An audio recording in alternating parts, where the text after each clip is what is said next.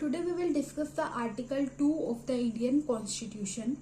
So Article 2, अभी इससे पहले हमने Article 1 किया था, तो मैं आपको बता देती हूँ कि जो हमारा Part 1 है, जो कि यूनियन एंड इट्स टेरिटरीज है, उसमें 4 आर्टिकल्स आते हैं 1 to 4।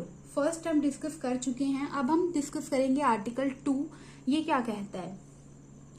सो बेसिकली जो आर्टिकल 2 है, जैसे कि आप यहाँ ओरिजिनल उसमें देख सकते हो कि ये क्या कहता है कि न्यू स्टेट्स बनाना है, ठीक है।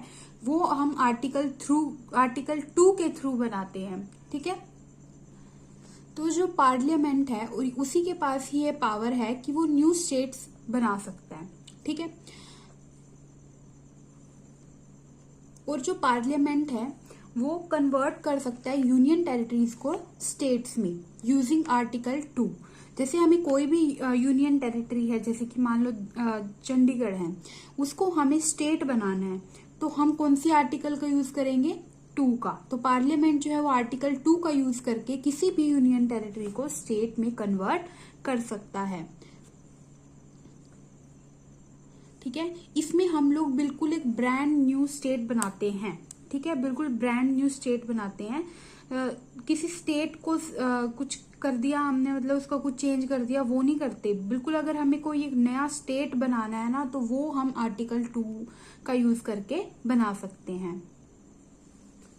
और पार्लियामेंट जो है बाय लॉ, यानी लॉ पास करके, ठीक है, और ये सिंपल मेजोरिटी से पास होता है पार्लियामेंट में, ठीक है, किसी भी यूटी को स्टेट में कन्वर्ट कर सकते हैं।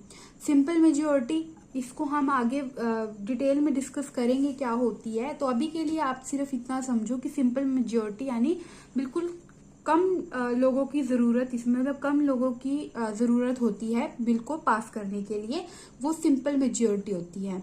तो ये आर्टिकल 2 है, बिल्कुल इजी सा। सिर्फ आपको इसमें एक बात याद रखनी है कि अगर किसी भी यूनियन टेरिटरी को स्टेट बनाना है, ठीक है, किसी भी यूनियन टेरिटरी को स्टेट में कन्वर्ट करना है, तो उसमें हम लोग आर्टिकल 2 का यूज करेंगे, ठीक है। और पार्लियामेंट ये काम कर सकता है, सिर्फ पार्लियामेंट के पास ही ये पावर है। ये सिंपल लॉ पास करेगा सिंपल मेजोरिटी से, और किसी भी यूनियन टेरिटरी को स्टेट बना देगा। तो this is article 2 of the Indian constitution. बिल्कुल इजी सा था।